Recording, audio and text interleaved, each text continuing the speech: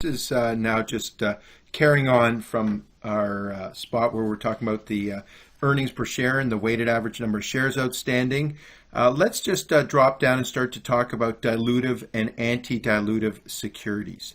So now, I think that what you're going to see on the exam potentially are the effects of convertible preferred shares and convertible bonds, and then the effects of warrants and options on the earnings per share. So we need to talk about this concept of dilutive and anti-dilutive and what it means. So first of all, when we calculate just the basic earnings per share, let's just drop this in here. Remember, EPS is equal to the net income minus any preferred dividends, if there are any, and then this will all be divided by the weighted average number of shares outstanding. So this is our basic earnings per share, and we will calculate this figure. And now, if we want to adjust for convertible preferred shares or convertible bonds or warrants and options, we're going to think about what happens to the numerator and what happens to the denominator and whether these earnings per share go up or down. And that is what we need to be aware of, okay? Because we're going to drill down to diluted EPS, and that's going to be the net income minus the preferred dividends over the weighted average number of shares outstanding, the WASO. And now what we're going to do is we're going to adjust this numerator and denominator. Let's just extend this line here. We're going to adjust the numerator and denominator for the effects of convertible bonds, convertible preferred shares, and warrants. And we're going to adjust, so I'm going to write down, here, let's just say, let me just drop in here, plus the adjustment, okay, and on the denominator, plus the adjustment, okay, and these adjustments, we're only going to do this if the securities are dilutive. If they are not dilutive, then we will not include them, and there will be no adjustment to the numerator, no adjustment to the denominator.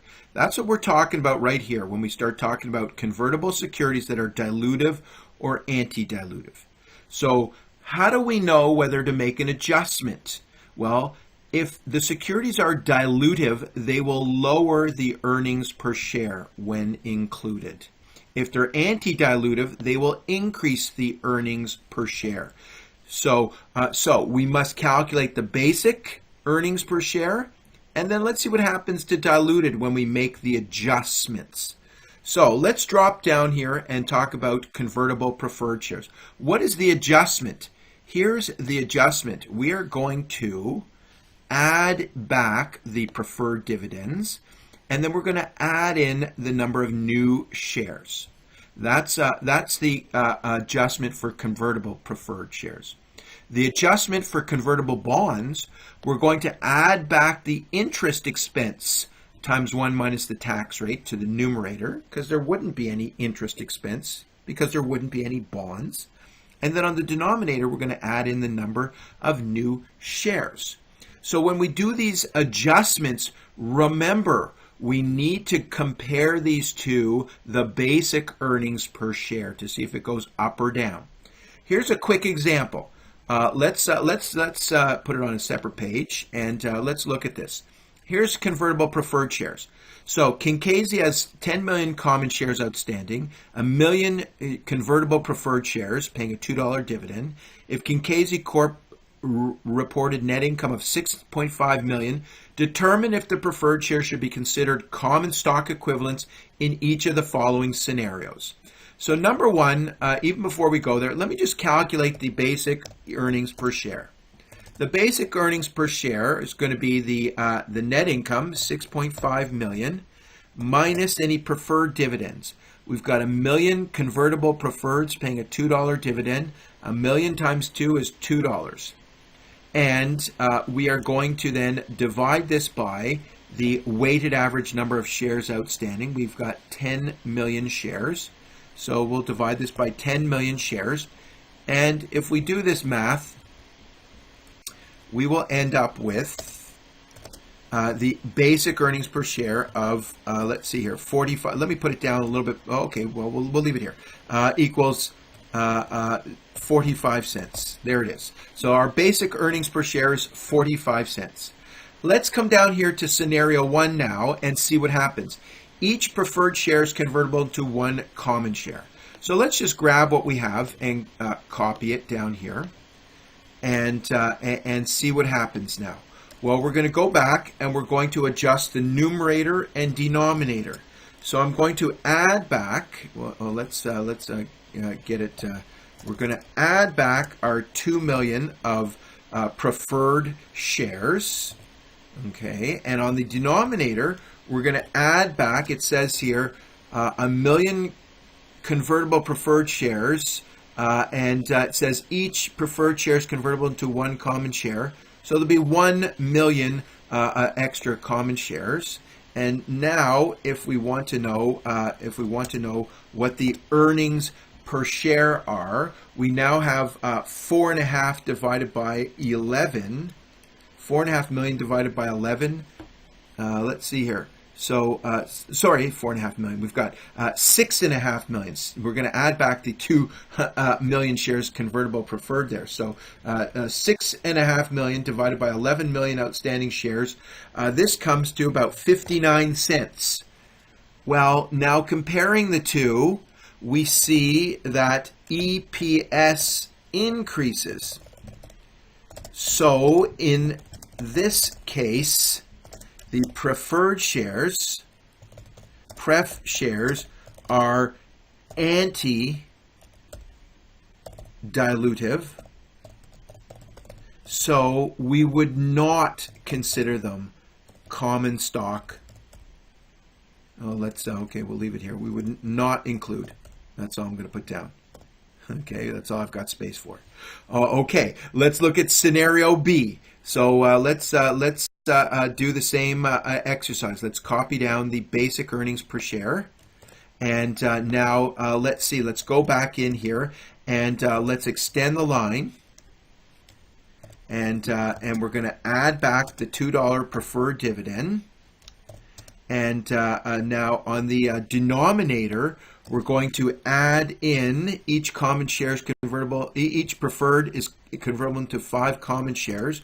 We're going to add in the 5 million common shares. So now we have 6.5 million divided by 15 million shares, 0.43. So now we can see EPS decreases. So in this case, the pref shares are dilutive, and we would include them. That says include as common stock equivalents. So here's our test. So I think on the exam, you're going to need to know how to recognize whether the convertible securities are anti-dilutive or dilutive. So there's our exercise, anti-dilutive or dilutive. Now, let's drop down. We'll go past the answer here, and we'll go into a convertible bond example. So now, this convertible bond example, I've created it for tutorial purposes, and I've asked you to calculate the reported interest expense, the income expense, and the income available to common shareholders, the basic earnings per share, and the fully diluted earnings per share. On the exam, I think that question E would be our exam, and that would be it. Okay, so I don't think that you would be looking at anything more complex than this. So what do we need to do? I just wanted you to be able to look through this and see if we could start to put it through. So let's see here. 2014 Nova Corp issued 50 $1,000 6.5% bonds. At par. Okay, so let's underline that. Let me just stop right here. We've got this information. We can calculate the interest expense right here. So let me drop it in. interest expense is going to be equal to, in this case, 50 bonds times the $1,000 par value, because these bonds are issued at par, times 6.5%. So when we do this math here, we've got 50,000 times 6.5%. The annual interest expense is $3,250. Construct the income statement. Okay, this is just for tutorial purposes. Again, remember, I doubt it's going to be on our exam, but let's see here. Sales or revenue, this is going to be equal to, I think if I read through here, we've got the convertible bonds, preferred shares outstanding, revenues of 20,000. There it is. So sales are 20,000. The expenses, so EXP. So it says here, expenses other than interest and taxes were 9,000. So the expenses that I'm going to write down here are going to be 9,000. 9,000. So let's just put a line under here. So now I'm going to be able to get my let's see here, earnings before interest and taxes of 11,000. There it is. And now let's drop in the interest expense, which we've already calculated. We know what that is. That was 3,250. So now we can, let's drop another line under here and calculate our earnings before taxes. So our earnings before taxes are 7,000. Let's put it in here. 7,750. Okay, again, remember, this goes beyond, I think, what you'd have to do for the exam, but just for tutorial purposes. The tax, which is taxed at, it says here, 35%. So 35% tax. So the tax would be 2,000. Let's write it in here. $2,712.50. So this is going to then give us our net income, which is going to be equal to $5,037.50. Okay, so I mean, this is a little bit of a stretch. I mean, remember, we've got to, start with this net income. So, okay, we've got part B. The income available for common shareholders. So the EECS. Well, this is just going to be equal to the net income minus preferred dividends. So in this case, $5,037.50. Subtract, now we've got to find the preferred dividends. 100 preferred shares paying a $2 dividend. So minus 200. So that's going to give us earnings available to common shareholders of $4,837.50. All right, now we're in position to calculate the basic earnings per share and even fully diluted. So let's calculate the basic EPS. So we have, and I'll just for tutorial purposes rewrite it here, 5,037.50 minus the 200 in preferred shares. And let's divide this by the weighted average number of shares outstanding. So if I read back here, there's 3,500 common shares outstanding. So that is 3,500 shares outstanding. So this gives us a basic earnings per share of $1.38. Okay. Now, let's take this information and copy it down here and drop down here to our diluted earnings per share. So what are we going to do for the diluted earnings per share? Well, remember, we're going to extend this line. We're going to add back the interest, which was 3,250 times 1 minus the tax rate of 35%. and we're going to divide this by the weighted average number of shares. Well, we're going to add in the number of shares that the bonds were convertible into. So let's see here. Each bond was convertible into 125 common shares. So we have 50 bonds, each convertible into 125 shares. So let's see what this ends up. If we do this math, I think we end up with about 71 cents for our diluted earnings per share. So this exercise for the convertible bonds, you can walk through getting that interest expense, the construction of the income statement, that was just for tutorial, getting the earnings available to common shareholders, calculating the basic earnings per share, and then calculating the fully diluted earnings per share. You could go back from an accounting point of view and just remove the interest. I just wanted to show you it in the guideline solution. Or you can just do the quick formula, add back the interest times 1 minus the tax rate, and you'll get the same answer. So I think that you're going to have to handle this. Also note in this example that preferred shares were not convertible, so there's no adjustment there. Now, let's turn to stock options and warrants. So remember, these are options that are granted to executives and employees as compensation, and they're not puts and calls, which are trading on the exchange. So what do we need to know for this? Well, we need to follow these 4 steps. And so the first step is to test for dilution. We're going to look at the exercise price and compare that to the average market price. Not the year end, but the average. That's how they're going to trick you on the exam. Okay, here, let's get rid of that bolding because the formatting's off there. So bottom line, I'm just looking at something like this. If exercise price is less than P average, then I would consider the warrants or options as a dilutive. And then go to step number 2.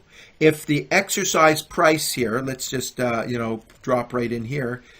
If exercise price is greater than the average market price, then the warrants or options are anti-dilutive. So they would not be included in our calculation. They would not be included in our calculation of the diluted earnings per share. But if they are, here's the bold, then we go to step 2. We'll calculate the proceeds.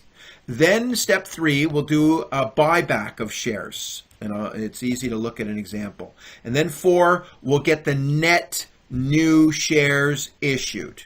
So we need these 4 steps: test for dilution, proceeds, net new shares. So let's just look at it at an example, okay? And by the way, I made this notice.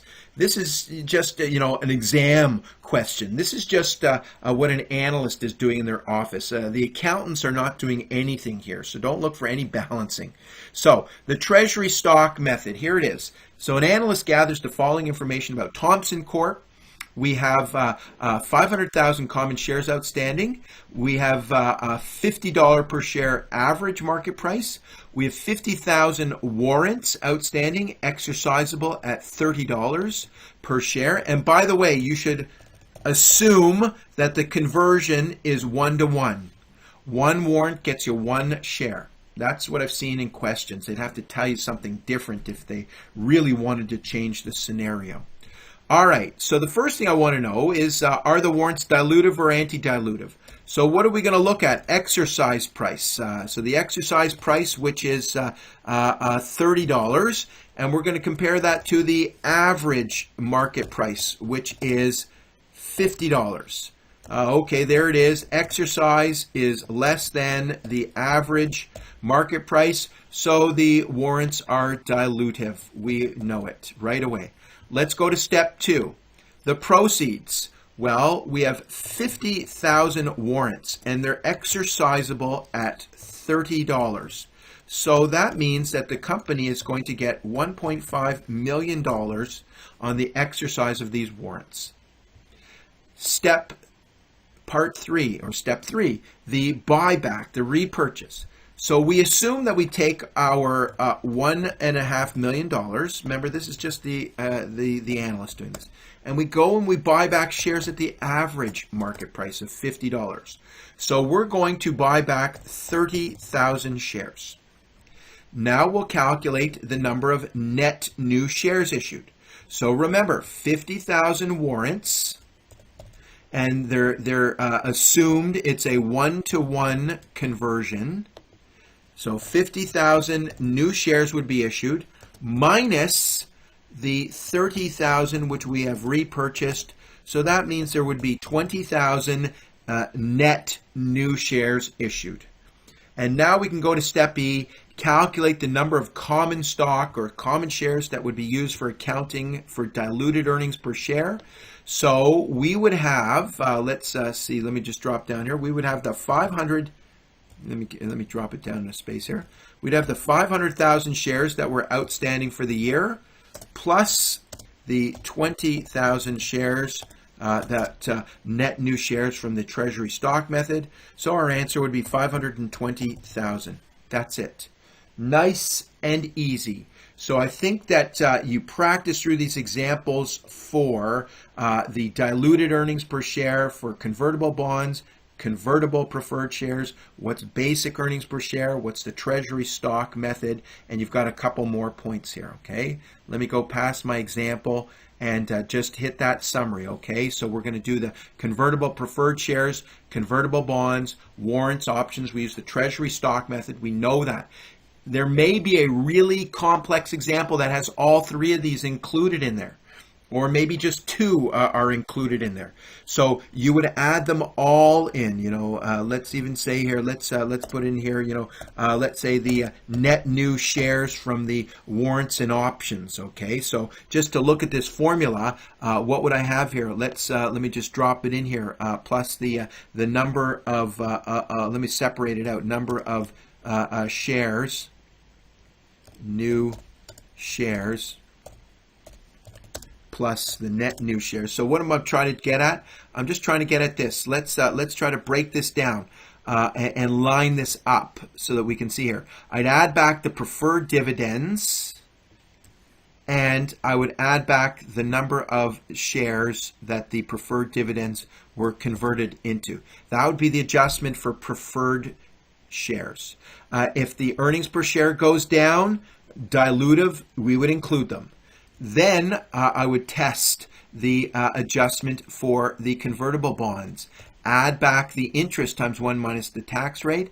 Add in the number of shares that the bonds are convertible into. Test them one by one just to see if they're dilutive or anti-dilutive, and then drop them into my formula. Here's the effects for warrants and options. So make sure you know you must test each individually. If you drop them all in and do them as one step, you're going to get the wrong answer. There's going to be a trick. That is my CFA tip. You got to do them individually now. All right. So let's just move forward here. The Learning Outcome Statements wants us to talk about common-sized income statements. So all items are a percentage of the revenue. They want us to talk about ratios. So we know what our gross profit margin is. This you can link to the installment sales method. Remember, we know what an operating profit margin is, and a pre-tax margin, even a net profit margin. We'll link these into DuPont and others. Comprehensive income. The last learning outcome statement here is to know about comprehensive income. Anything which changes equity. So this could be the net income or the retained earnings from that net income. Okay, so then there are specific other items. So they want us to know about comprehensive income and other comprehensive income items. So other comprehensive income items include foreign exchange adjustments. This is from multinationals when we consolidate financial statements. You're not doing this here. You'll do it at level 2.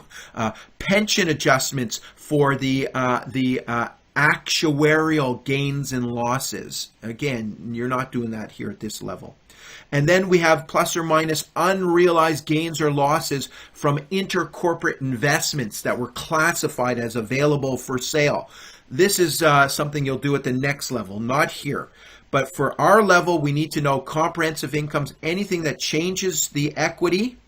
And then these three specific items here, I mean, I could even drop in a revaluation model, the surplus from a revaluation under IFRS. I doubt that'll come up on our exam, but these would be referred to as other comprehensive income items.